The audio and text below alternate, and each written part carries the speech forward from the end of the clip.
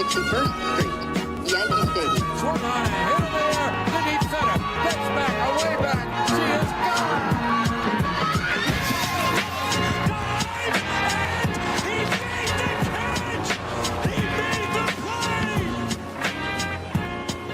All right, welcome back to the Boys of 161st Street, episode 117. The Yankees got to win. Hey, the Yankees got to win. We're not used to that type of thing. The Yankees do drop the last game in the Braves series. They split that series, a 2-game series, open up the Indians game. We got to win. I was ready to shit on a lot of people, and some things changed tonight that somewhat changed my opinions about some of the things that I was going to talk about. But before we get into that, today you got Luke, Chandler, Murph, and Damon as usual. How are we doing? I feel like we're doing well this time, aren't we? A little bit?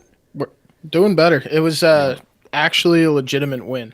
Like, I felt like the first game with the Braves was kind of a steal. Like, didn't really deserve a win there. But obviously when you're like slumping like we were, you'll take it. But today felt like an actual win, so it feels good. I'm just proud that they came out and won after being down like that so early. I was already piecing together like how I was going to go through the 7 stages of grief after another loss like that today. But they turned it around, and now I don't have to do that. So that's good for at least another week. I mean, 10 hits in the hit column is nothing to sneeze at. I mean, we've been averaging what, 3? Like -5. We've been averaging all season. We've been averaging 3 runs. So will we get 6 tonight? 6 is better than, was it 6 or do we get more?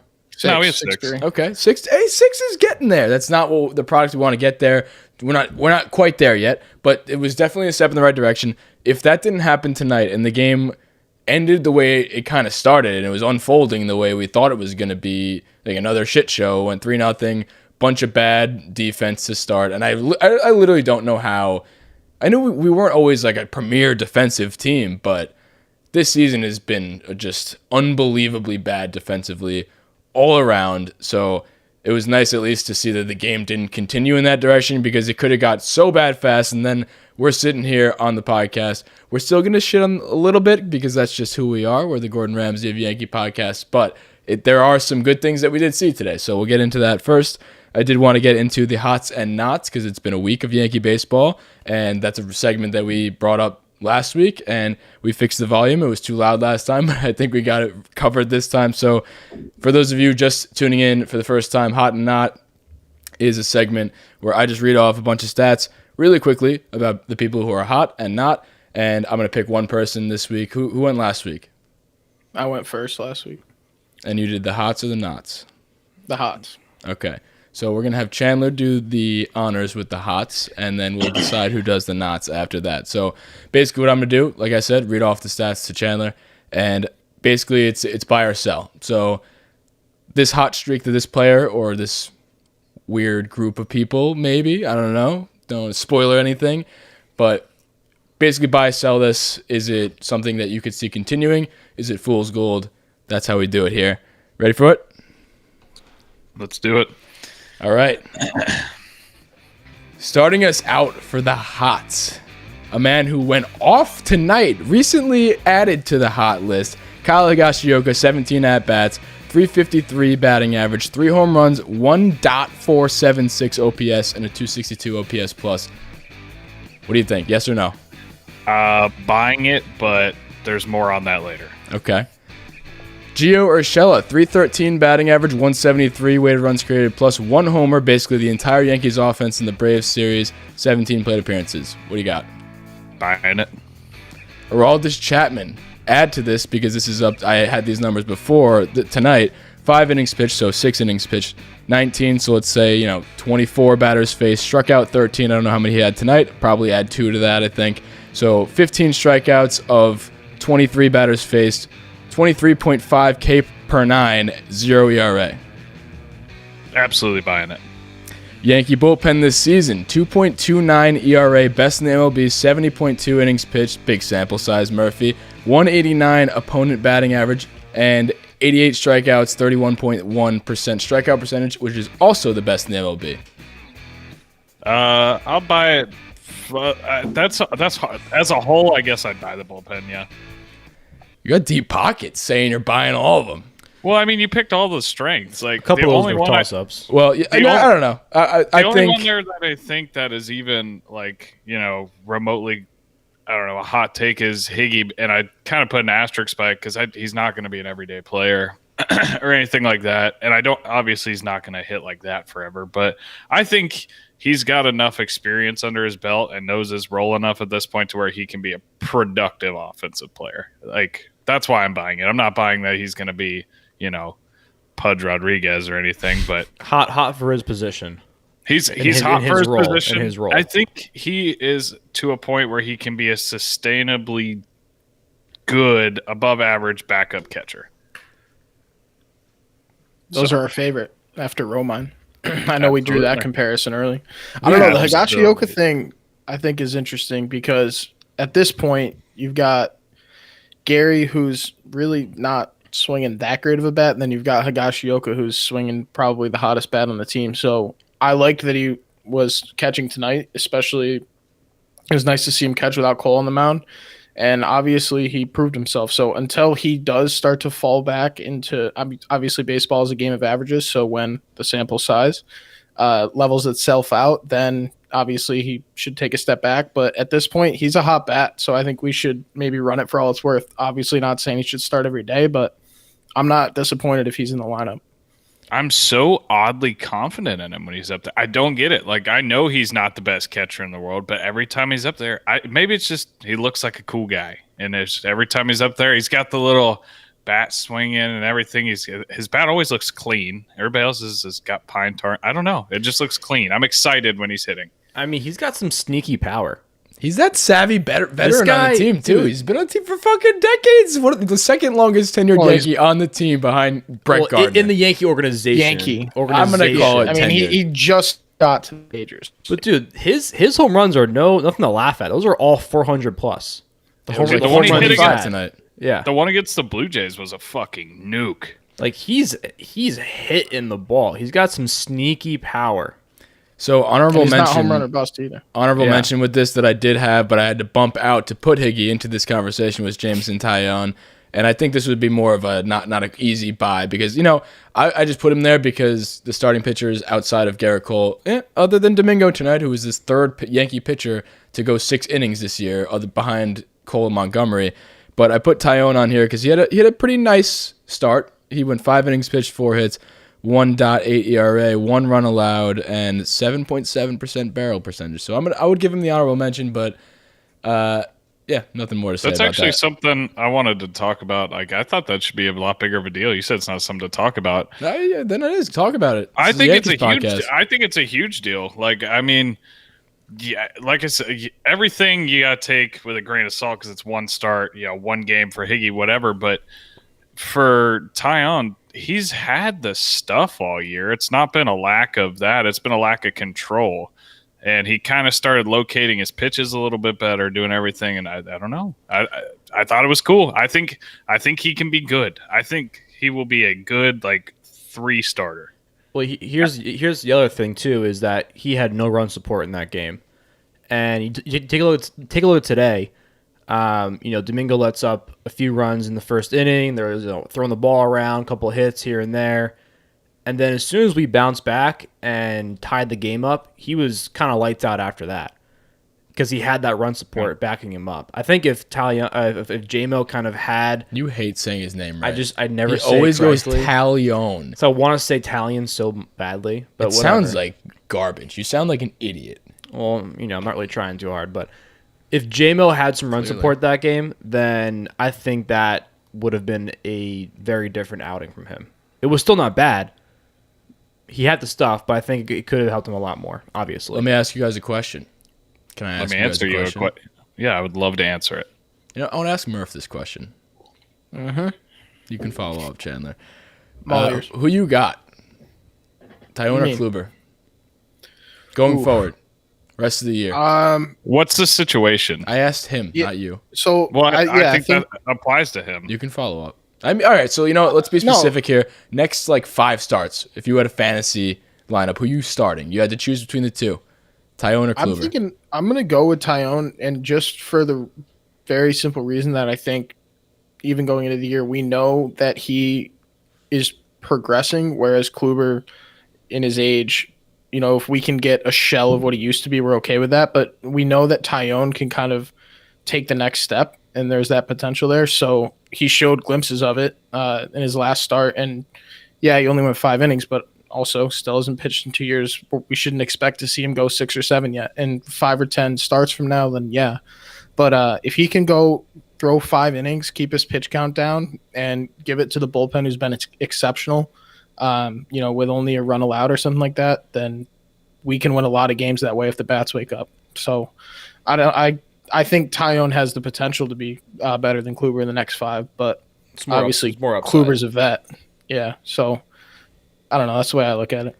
Let me ask you one more follow-up question on top of that. So you obviously picked Tyone to Chandler now. I'll give you the chance. Are you worried about Kluber? Is your answer similar to what Murph was? You picked Tyone? My answer, this is why I asked this situation, because I agree if it's the next 5 games or like a fantasy lineup like you're saying, I think he's got the higher ceiling. But I think that flips if you do a playoff start. If you were to start the playoffs tomorrow and you had to pick a game 2 starter, I would take Kluber over Tyone just because of the experience, and I think he has a higher floor. Yeah, I would agree with that too. That was the only reason I asked for the situation. Yeah. The good thing is the playoffs don't start tomorrow. So when we get to that point, say Tyone is better than Kluber, but still not great, where he's still maybe a question mark or iffy, where there's still a conversation between him and Kluber, it's going to be interesting because obviously Tyone hasn't probably ever pitched in the playoffs. I mean, he's on the Pirates. Maybe Definitely I'm wrong. Has but not pitched in the playoffs. I don't think so. And obviously Kluber's been there. So if Kluber, has been struggling a little bit and Tyone's been okay, then I'm taking Kluber in October. Obviously. I'm gonna be honest. I'm a little bit, and I was a I was one of the bigger Kluber supporters, and I still am. But I'm a little worried about him. I'm a little worried. He's kind of been getting knocked around. I don't remember specifically what he did last start, but he doesn't look. Obviously, I'm not expecting dominant Kluber by any stretch of the imagination. But he's misplacing balls. He's not going deep into games. Expected that with Tyone and him coming off an injury, but I think some part of me thought, hoped that he would just come back and be going, 6 or whatever. Maybe it's a lot of the coaching just had given me a leash. It's probably that, but I don't know. I don't like the fact that, and I guess this stems from how the whole Yankee starters outside of Garrett Cole, we're patting Domingo on the back for going 6 innings and being the third Yankee starter to go 6 innings. I'm a little bit starting to be disgusted with the fact that we're okay with that. Like 6 innings is not something to pat you on the back for. It's in terms of the Yankees, yeah, that's good, but I'm pretty upset that that's a thing, and it's been a thing for the past however long I can remember. It's annoying. I don't know. I mean, if it works, it works. If it doesn't work, we're 6 and we're 7. That's not because come on, that's not because of the amount that they've been going into games. It's not like the bullpen's coming. We're not winning because we're not scoring. That's the problem. I get it, but it's putting a lot of stress on MLB best Yankee bullpen that is bound to come down from the heavens where it's at right now. They're on top of the world, best in the MLB in a lot of things, and they're still looking great. But the more this happens, they're already taxed. It's bound to cause problems, and I'm not happy with that because that's not a good way to build a team. It's not a good way to keep everybody healthy. And it's not a good way to protect the bullpen, like I said. I mean, it's only going to make it harder for them. It's definitely not sustainable when come playoff time because people are going to get more tired when we're playing every single day. But to take a look at, I guess what I'm trying to say is take a look at Kluber and J-Mo, for example, 2 guys who have not thrown in years. I'm personally not worried at all because they need time to figure this shit out. Those guys are the only 2 guys in this entire team who have some excuse for starting slow. Because there's one thing that scared me about Kluber's start the other day, and I haven't really been on the Kluber panic at all. I think he's like I say, he hasn't thrown in a couple of years, whatever. And the fact that his fastball velo dropped so much by the 5th inning, that kind of alarmed me. The location stuff like that, he's a veteran, he'll figure that out. The fastball dropping 3-4 miles an hour by the 5th inning, that was concerning to me. Listen, we have 2 very, very viable options to come out and throw 2 innings if need be, and so obviously we need people to go into the 6th and the 7th so that they're available when we need them. when Kluber or Tyone comes out in the 5th. But like Damon said, they aren't going to be able to go 6 or 7 innings unless they throw like 10 pitches like per half inning. So realistically, who knows when the season gets underway, like in the middle of the summer, right? Like they could progress, which I'm assuming they will. Yeah, and I was saying that too. It's a coaching restriction. Right. So that's why a lot they've had combined 4, 5, 6 starts.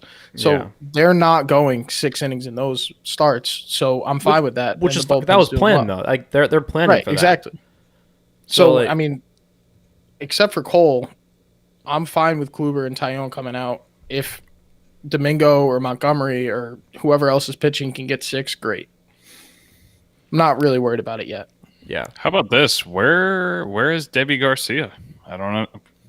Yeah, I'd like to see him. Absolutely baffles me that he hasn't got. Well, we know where he is. He's the taxi guy. I'm not asking like, is he a missing person? Like, no, he was at the field today though. I don't know if you saw. When do you realistically? When do you think we'll see? He's on the taxi, so in what capacity? He they could said he's going to potentially start go this weekend. Yeah, so he was at the field today, really? and he's in the taxi. I think it's called the taxi still. I know it was the taxi squad back in COVID ball, but he was there today, and they're expecting him to make a spot start if need be. And I'm cool with him not just making a spot start. We were actually gonna have an entirely different conversation, and Damon said this to me off air. If Domingo had a bad start today, a rounding third that he was gonna say was, what was you gonna say? I don't want to put words in your mouth. No, I was gonna say that Debbie was gonna make a start over the next rotation. Do you think now that Domingo had this start, you think that that's completely? No, I think there's still an opportunity because I think that there's still who's pitching tomorrow? Is it Cole Saturday mock? Or I just saw it earlier. Yeah, so after Cole pitches on Saturday, Sunday was a TBD still. It's Montgomery tomorrow. So it's Montgomery, Cole, and then Sunday's a TBD. So I think Debbie potentially could fill that spot. Dude, if we're doing if we ever do another bullpen day, Michael K said it best. He ripped them apart for trying to outsmart themselves, and we've said that before on here. I need them to just shut that fucking down. If you need somebody to throw, that's a Devi day right there. If you ever want to do a bullpen day, just do Devi. That's it. I mean, I don't see how much more obvious it can get than just. Is that a 7-man rotation now? If you're ever gonna do a bullpen day, why the fuck don't you use the bullpen? The Rays don't use starters and piggyback starter after start. They use a bullpen guy because it's a fucking bullpen day. Wait, how many? We're doing a 6-man rotation, right? It's It's kind of 5 now still. But no, they were originally doing it. So I'm just wondering in my brain Kluber, why the fuck a Tyone. bullpen day happened to begin with. If we have 6, No, that's ridiculous. The way Tyone. that happened. Kluber, Tyone, who else? Cole, Montgomery, Herman. Kluber. You said Kluber I said already. that. Oh, sorry. So then that it really That's is 5 because I think they were saying Michael Debbie King would might have been be- the 6th Okay. or Debbie. Or so basically Cole started. The reason it seemed like a 6-man rotation is because Cole started the 5th game and then Tyone went for the 6th game. So Cole was on short rest. But either way, I mean, we still have, rather than doing a bullpen day, we have the Michael Kings of the world who can start a game. We have the Debbie Garcias of the world that can start a game. Even Nick Nelson is a starter. So I want to send Nick Nelson by trade. I swear to God, I saw somebody. The guy who delivered my Uber Eats the other day looked like Nick Nelson. He doesn't look like a reliever. Instacart. Nick Nelson. Why are we doing the opener when we have 2 guys in our active bullpen and 2 guys that can be called up in the blink of an eye? I don't get why Mike King's not on the roster. Like even Loaizaga was a starter. It's not like he can't start. I mean, obviously he's better in the bullpen, but yeah. All right, let's get into the knots. We spent actually a good amount of time on the hots, which is surprising because Higgy changed that whole dynamic of that segment there. That went a lot longer than expected because I was struggling to find hots, and I guess one game winning changes all. That's all I'm saying. Do you think he catches Cole on Saturday? Absolutely. I do. He has to. I do think that. I think Gary will play tomorrow, and then Higgy will catch Saturday. Isn't Gary semi-hurt? Gary, He played the day after. He's fine. He just is a swollen hand. do you think Gary DHs then on Saturday? I think he does. I think Stanton over keeps Stanton. Stanton Pine. I think that was actually pretty cool today. They mixed that lineup up fucking just total 180. They took out Stanton, Gary. I was like, okay, well, fucking batting Brett Gardner lead off 2011. Like You know what? We bash Boone a lot, but today it kind of seemed like it worked. You know what's funny though? Before we actually get into the nuts, let's dive into this a little bit because I wanted to do this segment. We're already talking about lineup construction. So today's lineup to me looked like it was just picked out of a hat. And you know what? I wasn't upset about it. You know, we were talking, we need some kind of change. And that's, you know, clearly what we had going wasn't working. There becomes a point where, you know, we were saying last episode, I was saying, you know, stop benching the guys. They got to eventually get right. So you got to let them go. And as soon as they hit a rough patch, you bench them. That's not really good for progressing people. But at the same time, mixing it up like this really worked, and you know maybe that's all you need, and all it takes is one and a little Thursday afternoon optimism for you. If we end this series, I think it's a 3-game series. If we win this series, after this we got the Orioles and the Tigers, and then after that, I hope we beat up on them. And the Indians are not even a good team either. They're struggling just like we are. If we win this series and take care of business against the bad teams for a 4-game series against the Orioles and a 3-game against the Detroit Tigers, we walk into a Houston series, and I think if you ride a winning streak, or at least a large sum of wins in that stretch of 8 or 9 games that I just mentioned, into a Houston series, I think they get up for that. I think of all the teams they play, you're playing the cheaters that everybody hates. There's a little bit more of animosity going. I think that's my optimistic take on the Yankees' future, and I really, actually, truly believe that. I think. Guess who might be back that week too?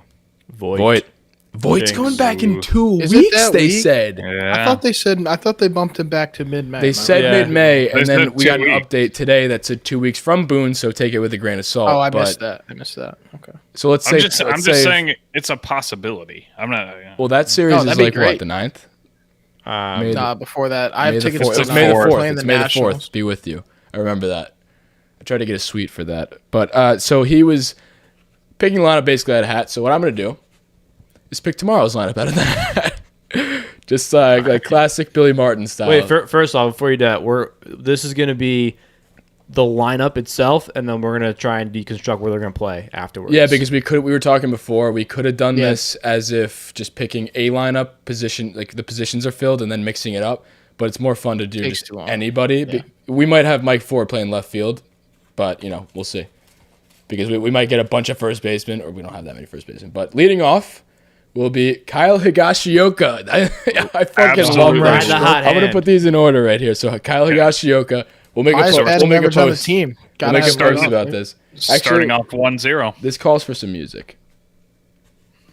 All right. Now in the 2-hole, who we got? Gio Urshela. Dude, I'm liking Hot this hand. lineup so far, to We're be gonna honest. pretend he's not hurt, right? Okay. Yeah. Yeah, we're operating under the assumption that he's not. Hottest hitter should be number 2. I like that. Mike We have our 2 Talkman. hottest hitters. Mike Talkman. Talk. We got the lefty in there in the Lefty 3-hole. They in love there. that. I don't hate it so far. This maybe Lefty Billy Martin. center We got fielder. catcher, third, and an outfield. So Mike Ford. Don't love that. I don't love that. Back-to-back lefties, but back lefties, huh? Make it That's work. probably That's the first not why I time don't that'll like ever that. happen. Clint Frazier in the 5-hole. All right, we got a very young Well, let's say starting looks 5. like Talkman's playing center, so far. Hey, we'll talk about that after. Okay, just trying to actually, I keep don't like the this. thought I don't mind together. this. Brett Gardner in the 6-hole. Okay, a lot of lefties. Frazier and right. Aaron Hicks. We got a lot of So- outfielders, boys. A lot of outfielders. Hey, Hicks took some reps at second base in practice. So No, what didn't Talkman take some? Oh, he's at he took first. some at Took it at first. Giancarlo Stanton in the 8-hole. Yikes. All right, that's a lot of So outfield. he is gonna a be DH. interesting. Or he might have to Somebody's play playing the outfield. infield that doesn't That's belong 8. there.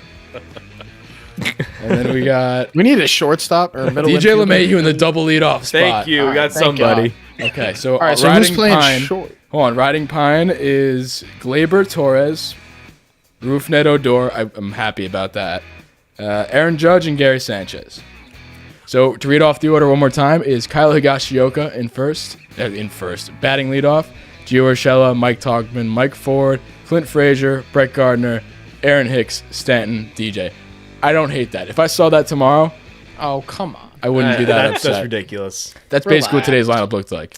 No, it didn't. Yeah, we didn't have 7 All right, who's playing? outfielders Who's behind us. playing? Explain to me the infield. in that I'll do it right now. situation. I'll do it right now. Gio's playing shortstop. LeMahieu's playing second. Mike Ford's going to go over to third base. Talkman's going to play first. And then you have Higgy behind the dish. And then you have Gardy, Clint, Hicks in the outfield, Stanton DH. I don't Alright. know if I do that. I mean, I don't know. I don't have a better option. Who else is gonna play third?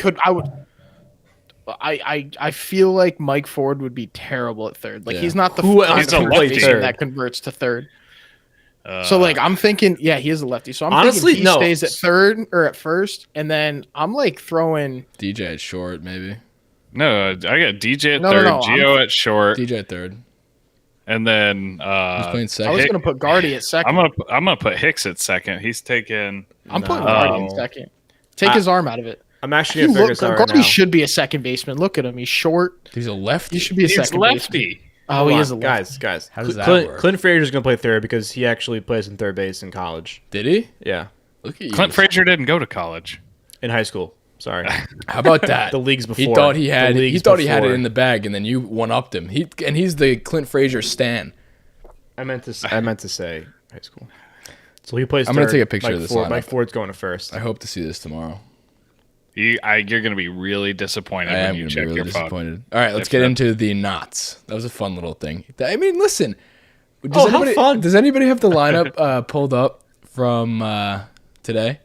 Now I want to hear that. I want to hear that compared to this. I can quickly pull it up, but Guardy I have in it. left first, then DJ at third, right? No, we Yeah, just skipped yeah. the No, two of them. I have it up. It's Guardy. Oh, I got it right here.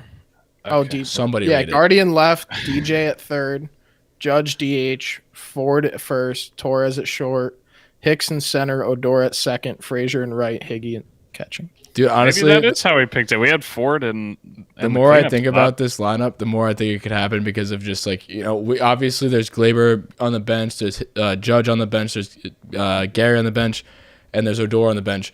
The way this team operates with random off days, that's not out of the question. That's totally not out of the except for question. the fact that we have an outfielder it's- playing out of That's position. the only. So I think I there's mean, maybe one take issue. Talkman out and put in like Gleyber to play short, then sure. Okay, let's move on to the knots. There was quite a few to choose from here, so let's get into it, I guess. Who's doing the knots? Oh yeah, you're right.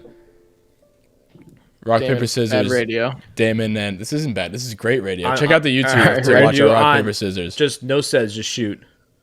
So rock paper scissors shoot. Yeah. Okay, so like the normal way. Okay, just yeah. do it. Sorry, ready? All right. Rock, Rock, paper, scissor, Paper, scissor, shoot. Well, you said Well, you said scissor twice. Okay, Murph, you're going. What? Yeah, You you said you- I was scissor you trying blew to it. catch You up. said I was scissor trying to twice, catch up shut to up. him. That's a All right. balk. He was delayed. Whatever. Yeah, you said scissor twice. Check the tape. Everybody comment Yeah. to tell I'm not saying I Damon. Then you say it put twice. up scissor. I should have known that. I'm the You just have, idiot like, that put an up paper aneurysm after on- you said on scissor. No, Scissor he was delayed, so I was catching up to him. Okay, so All right, best out of 7. no, we're going right now. I'm just kidding. Ready? So, you know the rules. I don't need to repeat myself. So, buying or selling Giancarlo Stanton, 20 plate appearances, 50% K percentage, 118 batting average, 0 batting average on balls in play because the 2 hits he has is 2 home runs, so technically nothing in play. Yeah. I don't really know whether buying or selling is good, but I don't think he's going to keep slumping like this. That's yeah. If, So if that's helpful.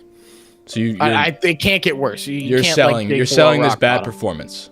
This is his nightmare. This is his rock bottom. There's no way he's worse than this. Okay. Gleyber Torres was going to be on this list. I think I'll still put him on the list just to talk about it, but, obviously a great night tonight, 3 hits. But before that, past 7, 20 plate appearances, 111 batting average, 311 OPS, -4 weighted runs created plus. Obviously, 3 hits tonight, so I think we take him off that. I'll answer for you. I think we're going to be, unless, Boone must have kicked him in the ass when he talked to him about running down to first, and it definitely worked. So, good. which we'll get into later. I have a few ideas of what was said between those walls. Yankee offense, 205 batting average, 296 OBP, 335 slugging, which is last in the MLB, averaging 3.63 runs per game, 25th in the MLB. Held to 5 hits or fewer in the last 5 straight games. Obviously, that changed today. I'm surprised that the batting average was over 200, and B, it is a sin that this lineup has the worst slugging in the MLB. I would have risked any physical thing I own on a bet that the Yankees would never be in last in slugging percentage. So I'm assuming going forward. I don't know you what are- the buy and sell is confusing for this, but yeah, it's not going to keep up. Like That's that. a better way to answer it. Yeah, not going to keep up. So you're not going to keep it up. Finally, we have Clint Frazier. 50% K percentage, .90 batting average, -13 WRC plus, and 15 plate appearances. I'm more worried about him than I am Stanton. Although he has looked pretty decent in the field. I don't know. We'll get into that later, but I'm more worried about him than Stanton. So he's going to continue this? You're not high on him? I don't think he's going to continue it either, but I'm more concerned about him than Stanton. Okay. So let's dive into that a little bit more, because that's actually one of the more hot button things I wanted to talk about. So the Clint Frazier thing, he to me has looked absolutely lost the plate. Like you said, in the field, actually looks pretty good. He made that diving catch the other day. He made that throw to first when the hat was covering his face. His girlfriend on Twitter, actually, I don't know if you guys saw that tweet, but she was like, what's that movie where they're blind? They have the blindfold on? Bird Box. Yeah, it's like Bird Box Bird. Part 2, and then they were just being a cute couple, and she responded, and it's like, oh my god, yeah, but whatever. So he's actually looking good in the field, but he looks absolutely lost at the plate, and it's not even in a Clint Frazier expected way. He's looking at everything. He's not swinging the bat, which pisses me the fuck off. So it begs the question. I'm gonna say that he's gonna continue this, and we're a Clint Frazier pod. He does not look good. He does not look good. And you know what? Like I said before, it's an avoidable thing. Just swing the fucking bat. So that's why I think I'm more worried about him, because he's not. And maybe that's less worried because he could pick a bat off the shoulder. But either way, I'm rambling. My question to you, Murphy, is at this point, who would you rather have in the outfield, Brett Gardner or Clint Frazier? Tomorrow, a very Brett Gardner. roundabout way It's such to a get to weird there. thing, and like Brett's you said, under 200 now too. I'm pretty sure. Is your name Noel Murphy? Honestly, if Talkman's an option, throw Talkman in there. I don't care. Like Clint, we were talking about it for the last 3 weeks, even before the season. He should be the starting left fielder, and I stand by that. But right now, he looks abysmal. And when we were talking before, like on our last therapy session, when everybody looked just not wanting to be there, disheveled, like he was, of all people, the most like that. Which really, really worried me. And so he is the kind of guy that he's not that mentally tough, and he kind of gets the yips. We saw it when he was in the outfield a couple of years ago. Obviously, he turned the corner and figured that out. So I think he will do the same with the bat. But at this point, I think until he gets that confidence back, that starting left field role, it's starting to look more and more like the Guardies and Talkmans of the world should be getting a few games here and there. Yeah. With him still getting the majority, obviously. Yeah, I like the fact that the one credit I will give Boone is he has been spot starting him, but for good reasons. Like it's not like he was playing bad and then he kind of just gave up on him, right? He's still getting this. He's still getting starts. He's still playing. He's still given opportunities, and I think that the RBI single he had last night was really big for him. Even if it was kind of just like a whatever RBI single, it was still a hit. It was still an RBI. It was on the worst streak ever without an RBI. So like that was big. But like I think his situation is a lot different than other people. Like take a look at Gleyber Torres before tonight when he had a great night. His swing was just all over the place. Like it was a long swing. He was just nowhere near the ball. Right. Clint Frazier, his swing he has a great swing, and I think that has been fine. But it's just his pitch selection. Like, he's literally watching balls go down the middle on a 3-2 count, on an 0-2 count. And I think that's more mental. Like, literally going down the middle, and he's just not pulling the trigger. But on other pitches that are not in the strike zone, he's swinging the ball. And they're not bad swings. They're just not the right pitches to swing at. But that's all a mental game. I got two things, because I have a question, but... Oh, sorry. I have a question that I'm going to follow this up with, but, like, I just feel like he's, like, the kind of guy that needs to play with his dick hanging out, and right now it's just not. Yeah. Like, he needs to be playing free, loose, into his personality, like playing into the let the kids play type thing. Like, he's that kind of player, and he's not playing like that right now. He's playing like a little leaguer that's in a slump. To me, it looks like he's playing scared to lose his job. Like, he's not going out there and attacking balls, and that's kind of what you were alluding to, David, with watching this shit go down the middle and the mental game and everything like that. To me, it looks like he's playing not to fuck up rather than to do well. Yeah, and I think we've talked about that a lot. Just he's the one guy on the team who kind of has a situation behind him all the time. But I also do think that the Yankees doing bad in general is bad for him, because when the whole team is down, he feeds off energy, like you said, Murph. Like, he's got to play with confidence, and if the whole team's down, the whole team's not playing with confidence, then he's down. Like, it's a whole trickle down of energy, and that directly affects his performance, which is not great for a professional athlete. But when he gets it going, he gets it going. But right now, he's not in the right state right now. He needs like those spot starts, he needs those breaks, he needs to slowly kind of break through this and get his at bats, start chipping away. And I think as the Yankees continue to kind of go on, hopefully they go on a streak and they keep winning, I really do think that Clint Frazier's performance will follow that.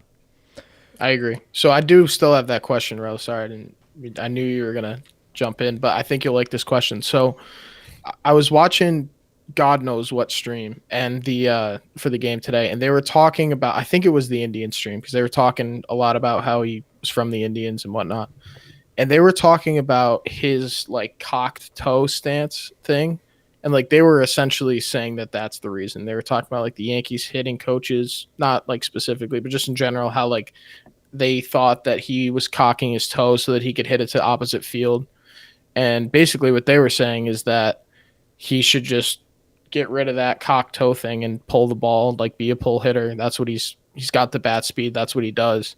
And by trying to over fix his approach, that's why he's struggling. So the question is like, what do you guys make of that? Do you think the stance is the problem?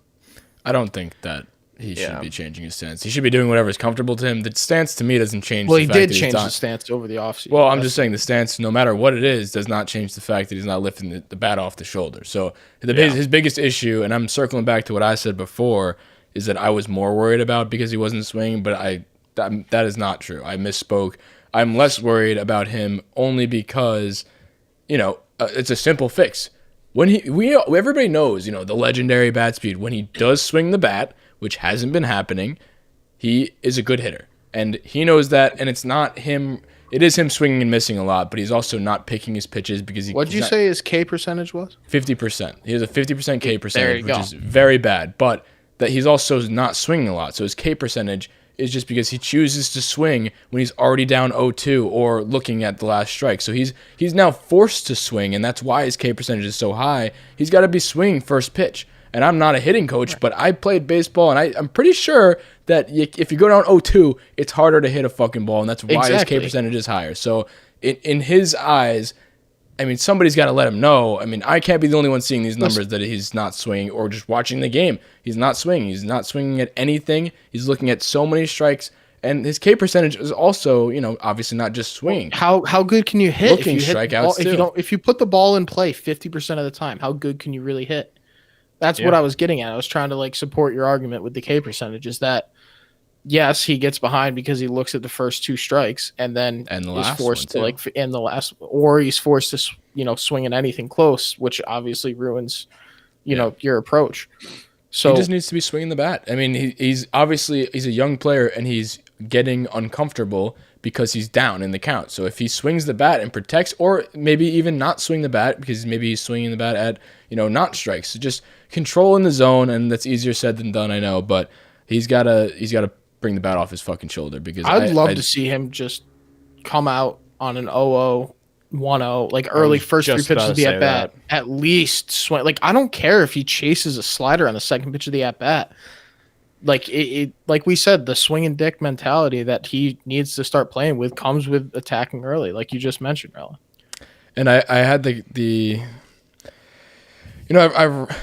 it's tough because I'm thinking about the potential lineup that I want tomorrow, or not going forward, but tomorrow. Now that we're in this rut, and we did get the win today, and that's one game, but I'd like to win more than just one game and then drop it the next. So tomorrow, I was thinking I kind of want to see, obviously he's struggling. Facing a lefty. He's obviously struggling, but that doesn't matter to me because his righty and lefty splits he's better against righties. So I don't know. That's a whole different conversation. But when I'm thinking about the outfield I want to see tomorrow, I genuinely think I want to see, and this hurts me because I'm a huge Clint guy, but I do think he needs to collect himself a little bit.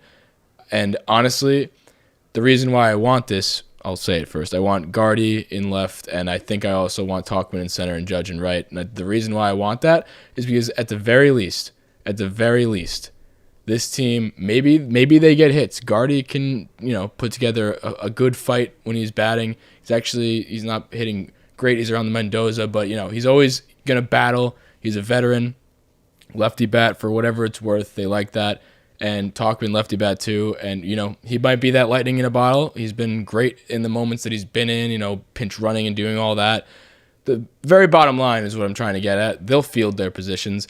And this team looks like the worst fielding team I've ever seen. And it's unlikely characters. Like Hicks in center looks like not the Hicks we know. That ball today that was hit to him, it didn't look like he even fucking tried to go after that. And then he just gave up on it and let the whoever it was back him up.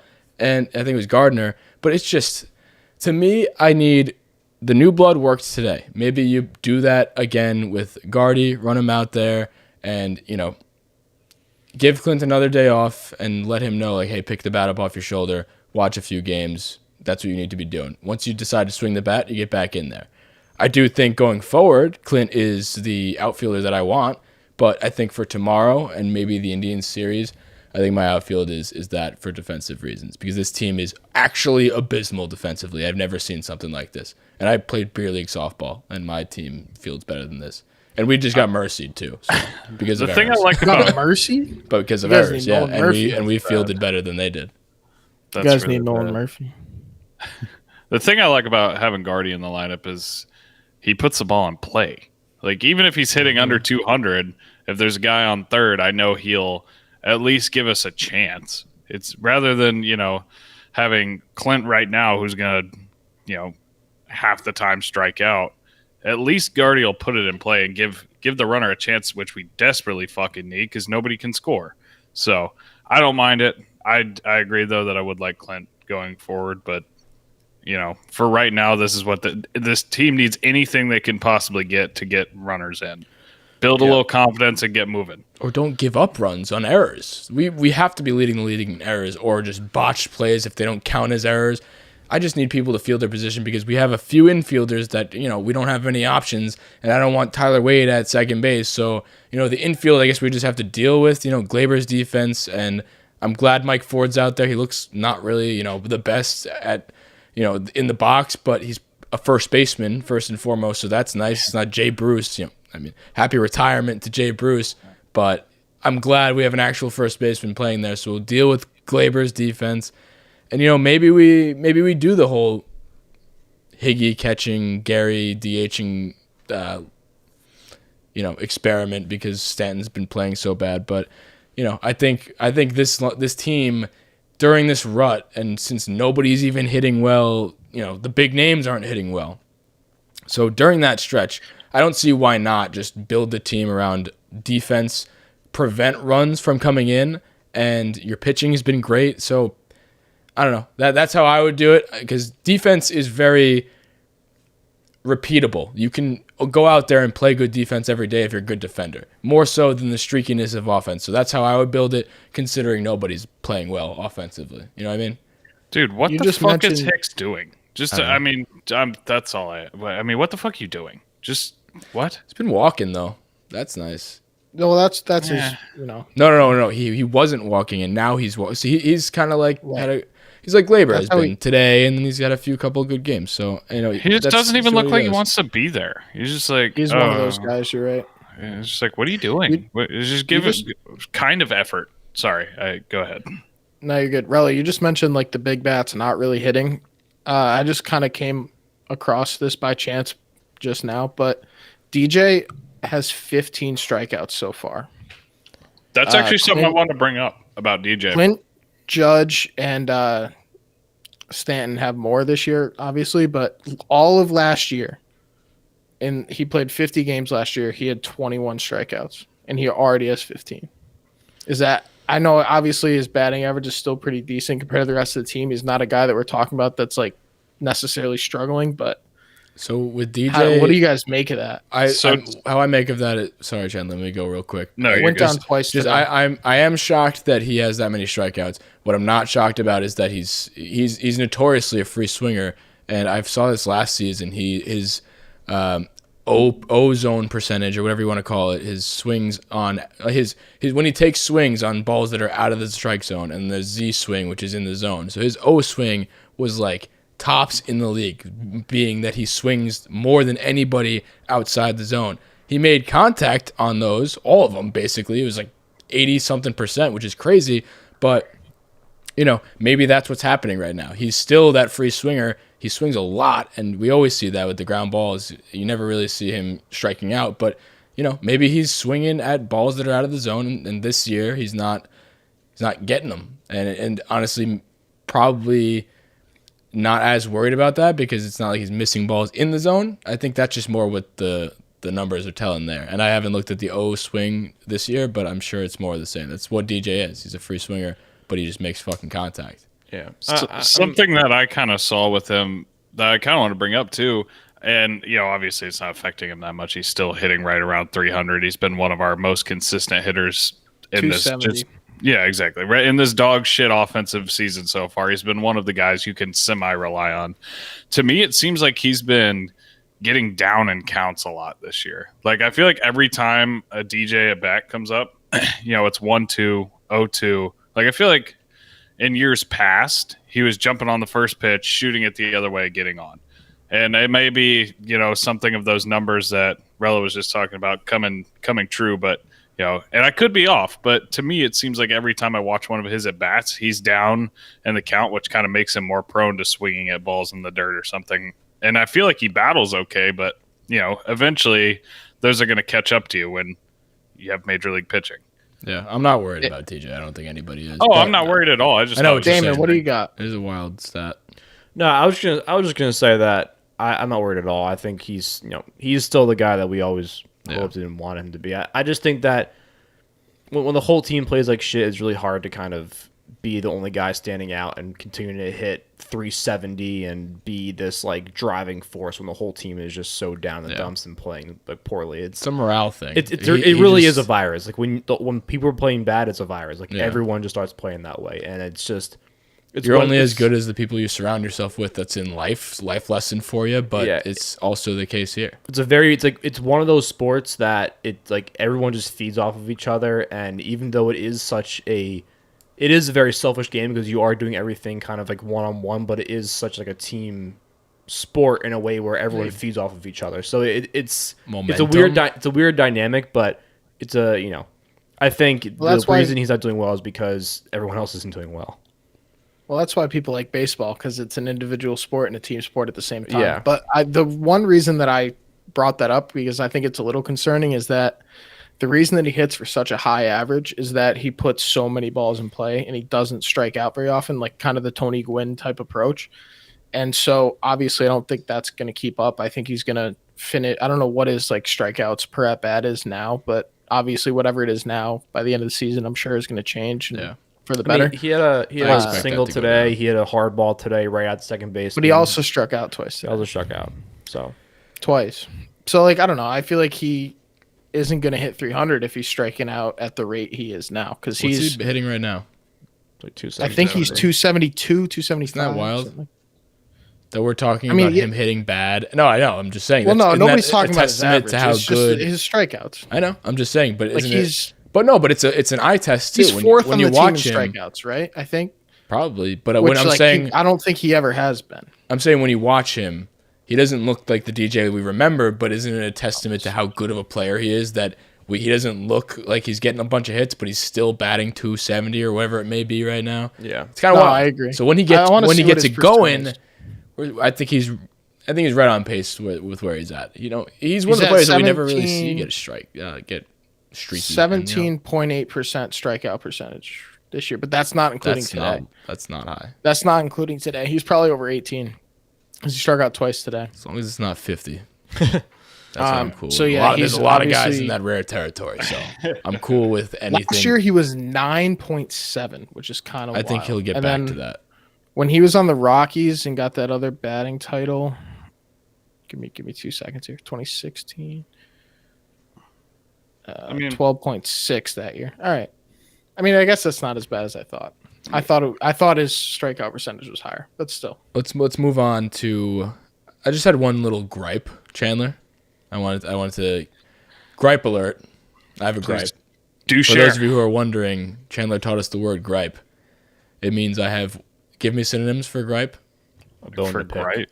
A complaint, I guess. Yeah. You never heard the word gripe before? That's what. Not yeah, until it came out of Chandler's mouth. So it's the equivalent of your version of bugaboo. You like to say bugaboo I a have a lot. bugaboo. You do That's like a to say synonym bugaboo. right Yeah, there. it's a So I have There a you go. bugaboo. I kind a of can't gripe. believe you've gone through this long of your life. without hearing the word Dude, gripe. you are a grown adult. Like that is not a Southern thing specifically. Listen. Like I've heard the word gripe, and I live am a linguist, but in the I just, 46th. now I have a new word in the Longitude. arsenal. But my gripe alert, I have a gripe, and it was kind of subdued. Here's a good word for you from today's game, because I'm talking about the bullpen usage, and this has been a thing that I always have a gripe about. It's, there's a very winnable game in the Braves series. We haven't talked much about the Braves series, but that was pretty abysmal. I don't want to ride too high.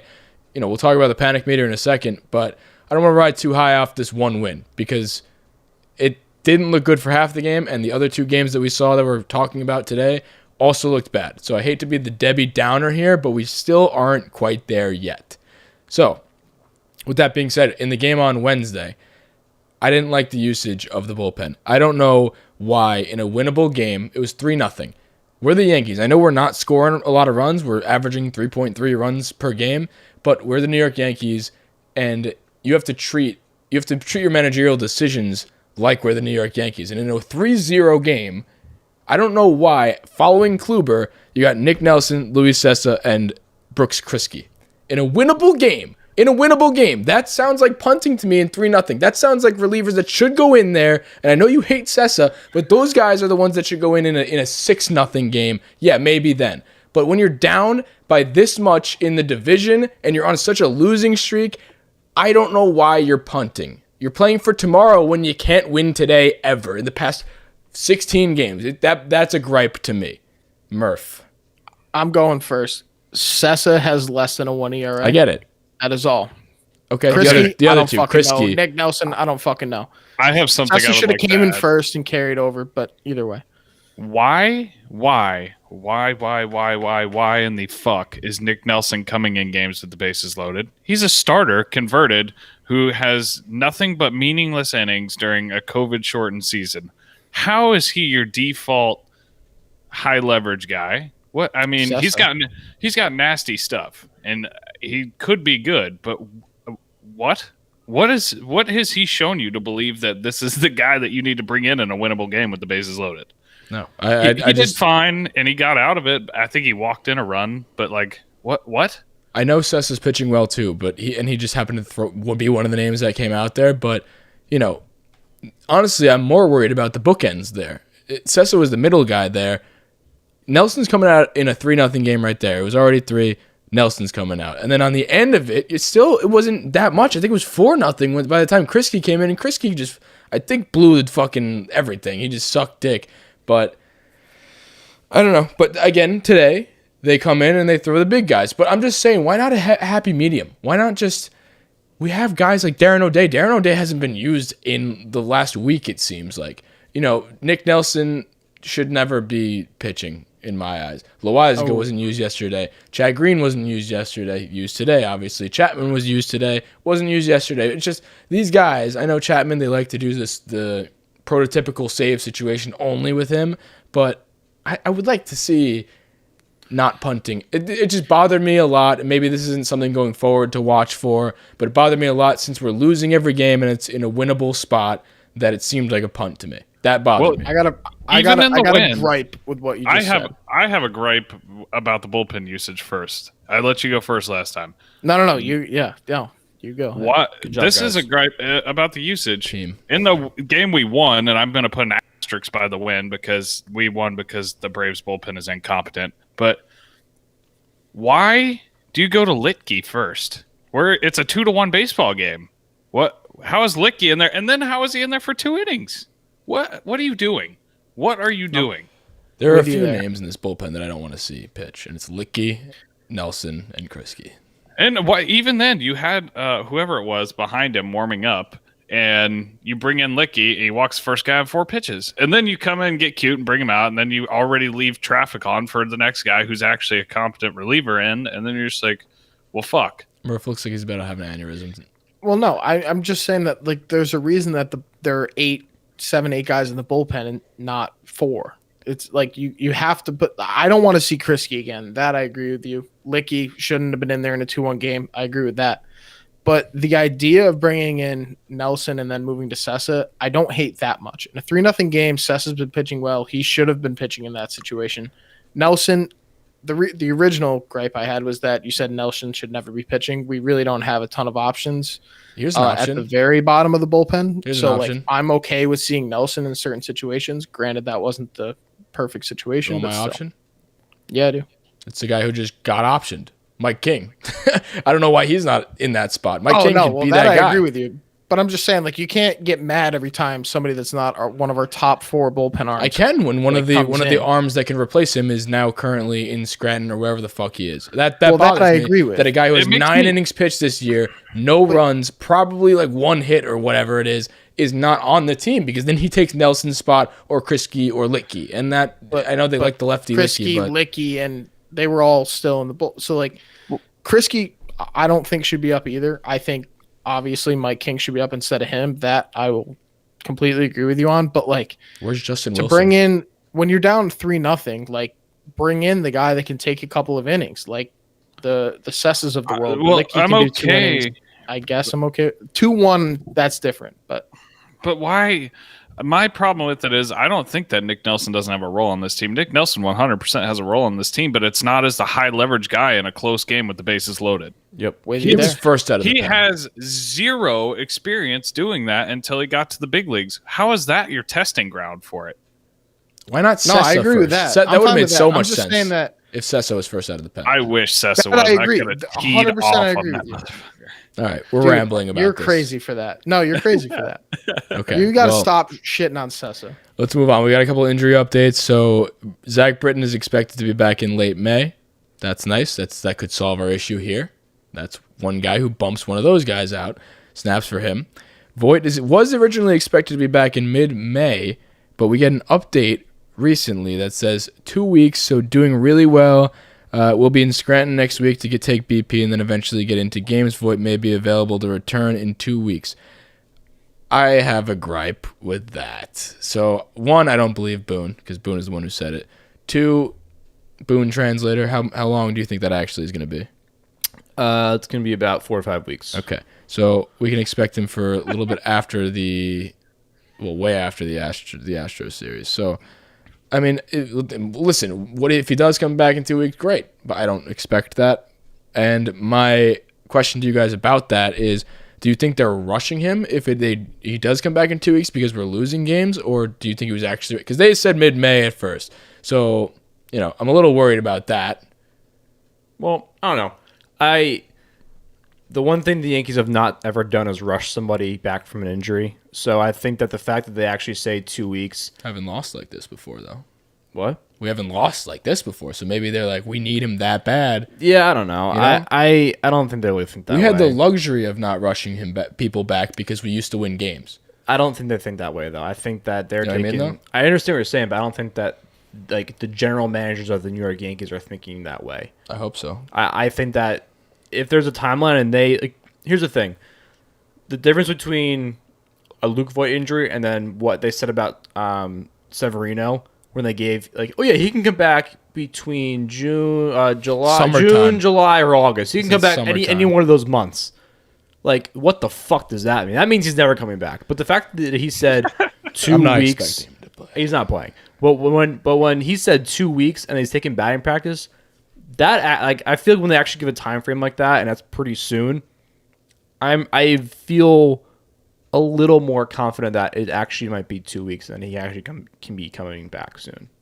Well, it times up with that actual injury and the recovery time for it. Like, in my extensive knowledge of being a doctor, which is 0, I have he had surgery, the last week of May, first week of April, from my understanding and Google, the typical recovery time of that's 3 to 6 weeks. So if that's even remotely true, he should be on track for at least light stuff and then being back relatively soon. Yeah. So I mean, it times up, and Luke Voigt's a beast. So checks out. Math checks out. Yeah, my hangover Alan at the table counting cards math. I believe he'll be back in May. So we got talked about a lot. I had a rounding third, but I think that rounding third is kind of my rounding third was written before this game happened, and I was potentially toying with the idea of benching Gleyber because of that charade he played. I'm gonna throw your ass out. Not digging that play, that swinging bunt. But I am not gonna do that. I'm happy, and Gleyber's my favorite player on the Yankees, so it hurt me to even write that word down on this piece of paper. But I just wanted to address that real quick. I won't even do a rounding third about it. I am very not happy that he didn't dig it out, because at that point you're not playing well. You're young. There's one thing that you can control. You don't know if you dig that ball out. They could throw that away. You get on second. You might get to third depending on where it goes. Nothing. You never know what can happen. So you got to keep everything that in your control. I'm just pissed because you never know. That ball gets away. He's on third. We win the game. I don't know. We got to run. Yep. If you're not hitting well, at least do what you can control and sprint your ass off out of the box. Franmil Reyes got a triple today because he hustled. He's never got a triple in his life before. So that's the contrast here. So Murphy is muted. Chandler, what's going on? With Gleyber, I'm glad my ass out. Oh yeah, well that was for bench again. But I mean, whatever Boone said to him today clearly worked. I mean, he went 3 for 5. He actually was sprinting. I saw him. I think he had a pop up in one of his second at bat or something, right behind first base, and he actually ran it out. He was almost a second, so I was excited to see that. I don't know. I think it's just kind of the whole team, but for me, you can't bench him just because he's one of the key pieces that you need to get going. Like a Clint and stuff like that, you can bench here and there just because that's who they are. This is supposed to be one of your superstars. He's supposed to be one of your core guys. Like, yeah, I think the not hustling is bullshit, and I think if it was a trend, you absolutely bench him. But at the one in the moment frustration, you have a talk with the guy. If he owns up to it and then comes out on a night like this and puts it together, okay. This is a guy that you absolutely 100% have to get going. So I'm okay with leaving him in. It. What do you think Boone said to him? I honestly actually have something for that. I was thinking that he would give him like remember the Titans, how many feet are in a mile, give him the football, make him run it. You're killing me, Petey type thing. That's what I had in mind. Like obviously before that, I thought he gave him some bullshit that didn't matter and he was still going to suck. But after he had 3 hits today, then 3 hits, I'm assuming it was that kind of thing. No, it was definitely like a miracle. Hey, why you play college hockey? Yeah, yeah. Or you take your test. I'll take your fucking test. No, you want to be a hockey player? I want to be a hockey player. I was ready to come on here. Put your street clothes on. I got no time for quitters. Yeah, that was definitely. I can quote every single line from that movie. Yeah. Every single line from that movie. Test me. I'm not going to test you. I was ready to come on here and do the Mickey Mouse impression again. I think I'm going to do that as a recurring thing. I'm not going to do it this time because it worked, but you don't have to do that. Whenever, all right, whatever. I'm just saying, whenever Boone says, I don't like that he says, I'll leave that in between the walls between me and him. Like, yeah. Oh, I disagree. I like that. I don't care. In that moment, I guess. I don't know. I like that. Genuinely, I think that he saying that makes it seem a lot more serious than it probably actually was. Exactly. But, I think it was like, hey, I can't have you just doing fucking that. Run. We're losing. I'm about to lose my job if you keep pulling shit like that. Like, realistically, he probably said exactly what we just talked about. You're a superstar in this team. Fucking act like it and run the ball out and hit the ball. Run the ball. Yeah. And then he's not too young anymore. Yeah, run the ball. He's obviously he's not a vet, but he's at the age in his career where Boone's not he's the young guy just taking up old habits. He's been in the league long enough where you can treat him like the superstar that he could be. Yeah, he's not a kid. I won't call him a superstar yet, but if it's his first if he's 22 years old, then maybe you treat it differently. But he's been in the league long enough. Did you guys see his Insta story? I didn't know. I saw it on the It's kind of Slack weird. thing. He said he had a black Insta story, just like about a black screen, and the quote, the thing at the bottom was "many voices around, nothing positive!" exclamation point. I meant to scream that to show emphasis. The circle keeps closing. Only positive things. Maybe we'd be positive if you showed a little more hustle than, a beer league softball player. That's just me. Hot on the beer. I think league we gotta softball rely today, on huh? the vets to get Yeah, out I of just this. had a game, so Hey, I know. we did get smoked. We've got a couple of seasoned I'm veterans on sorry this to hear team, that. and that's who we have to rely on. I mean, obviously, it's hard to say we're still in a slump. Like we won today, and it was actually a good win, but We're definitely have- still in a slump. We need to win Yeah. 2, 3, 4 more games until we can We say need- like Today we're- was a small the step. Like Gleyber's it's of the world. it the still wasn't Stantons. pretty. There you Like guys we go had again. 9 walks and It's 11 actually hits. impressive. It You scored. guys but every time you guys just. You guys take a break and then you talk simultaneously, so you guys are on the same wavelength. I'm gonna get you guys little buzzers and a little hand. You can We should do that. We could do that. hold up when you want to talk. Oh, but what I was gonna say is that like we don't have a ton of like seasoned vets, but like it's gonna be like the people that have been there, the Stantons of the world. No, He's he our was in the savior. minors. 13 years. The Stantons of the world, the Coles of the world, the Gleyber's of the world. Like we don't have a ton of those guys. So like when you're in a slump like this, I mean, think No, what Brett the locker Gardner was room's like. giving it to them. Gardy, giving it to them sorry, today. thank he you. was That's the one I was yelling at thinking everybody in the dugout today. As Hey, after he good. made that error in left field, he went in there. He was I don't know what he was saying. He was yelling, making hand gestures, whatever. However, we've been calling for a thing. We should just reuse all of the things from years past to see which one sparks us. Like I need, Gleyber to be on second base with a thumb down.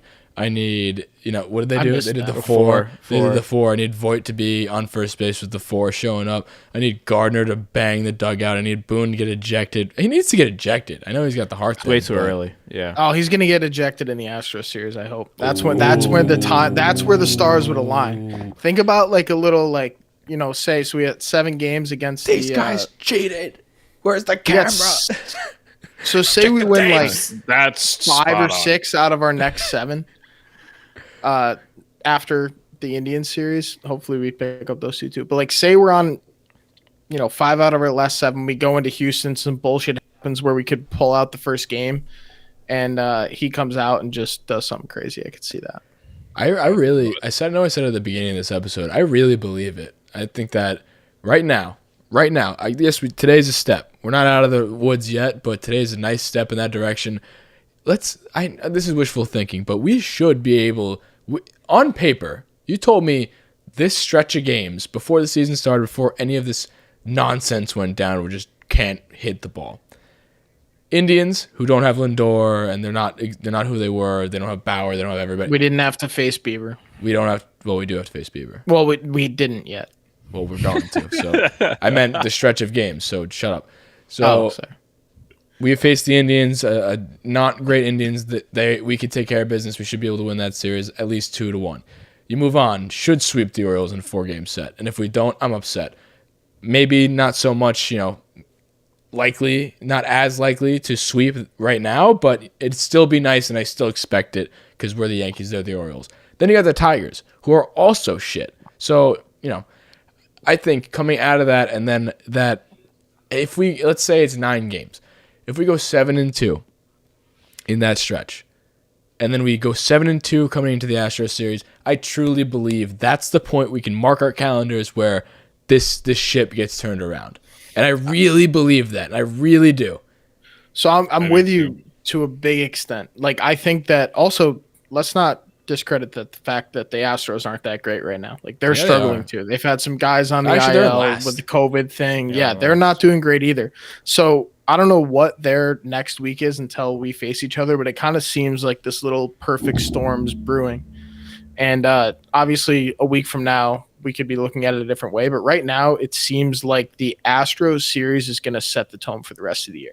Is this team actually bad, or is this the kind of team that's going to bounce back and do something like crazy and historic? Like, I don't know. You've seen it. Like, didn't the A's, right? They started really, really bad. I'm pretty sure they were 0-6 0-6 at some point. And then they're on, I don't know if they played 11, today, I think. All it but they takes is a won couple 10 games. straight after that. So, like, yeah. So 11. say we get hot, 11 straight. wild. Great. So Let's we get get one of hot. those. Say we go and beat the shit out of Houston. And then we go on and we play a struggling Nationals team, which obviously by then it could change too. But like, there's the potential for some serious momentum to build up. And I think it starts with that Astros series as long as we can take care of business until then. I think tomorrow is crucial because today, I mean, every day is crucial when you're playing like shit, but today still wasn't pretty, but they were able to actually put runs on the board and get a little bit of confidence. I mean, we had 9 walks, 11 hits, and scored 6 runs. That's not like good, but you know what? Like I said, taking the positive out of it, that's got to give you some sort of like a sigh of relief. Like, holy shit, okay, we can come back and win a game. We can score more than 3. Like, maybe tomorrow is the day that they realize, hey, we can do this. We did it yesterday. I think tomorrow's big because if you win tomorrow, it starts to become a winning streak. Like you get 2. Well, We had actually, Bieber versus Cole on Saturday? Saturday. We caught shit on that on the interwebs that the streak is the 3rd game. So you win tomorrow, then the next day is a winning streak. Okay, whatever. You guys know I what, can know live what we meant. It's consistent wins. It's 2 consistent wins. No, listen, I honestly, to play devil's advocate here, so everything that I said, that being said, if we don't take advantage of this stretch of games, the next 2 against the Indians, the next 4 against the Orioles, the next 3 against Detroit, and then that series seems like it's like, the climax of this bounce back. If we do not take advantage of that, then I think we're in some bad territory. If we lose those games, meaning, below 500 in those games, or even 500 in those games, we're in a bad spot. Then we move the panic meter to officially let's go Knicks. Because correct me if I'm wrong, but we played a series early against the Orioles in 2019 that kind of turned this. I think they started like 9-11 or something, and then we played the Orioles. Yeah, played the Orioles, swept them, and then Savages in the box season, whatever. Paul O'Neill said this today on the broadcast. He said, Paul O'Neill. "This is the perfect time for Gleyber Torres to get hot because guess who we're playing? Guess who we're playing next? We're playing the goddamn Orioles. And guess where we're playing? We're playing at Camden Yards. And who loves Camden Yards more than Gleyber Torres? Not a lot of people. Gary also loves Camden Yards. Maybe Cal Ripken. Do you want to go to that series? I'd love to. I've never been to Camden Yards. Gorgeous. What are you guys doing? It's goddamn gorgeous. I got finals week, man. Could you imagine? Ugh, God. Yeah, could you imagine? Want me to take your test? I'll take your fucking test, still all right? in college, as if you weren't in college last year and 2 years ago. Like, fuck off. It's been a long 2 years, Murph. All right. If you gave me any test ever, I will fail. Could you say, oh wow, my job sucks. Oh wow, couldn't imagine being in college. No, I wish I was still in college. College was cool. I would hate to be back in college. All right. Pick one. Did you want to do your rounding third? Or you want to save it? I actually had one. It's actually mine's actually pretty relevant, but I think we all agree on it now that our conversation had about the lineup. But mine was going to be that this series and next series, so next 7 games, so the rest of the Cleveland series and the Orioles series, I said Mike Tauchman was going to get at least 3 starts. Agreed. Safe. What's yours, Murph? I can see that. We shouldn't talk about it because we talked about Higgy a lot, but my rounding third was that. No, well, we don't have to go in depth on it. But we shouldn't talk about it, but I'm going to say it. Let Higgy start the rest of the weekend. Safe, Gary DH. Gary DH I'm fine with. I don't care if Gary or Stan's DHing. Either way, I think ride the hot bat, and then he kind of reveals himself.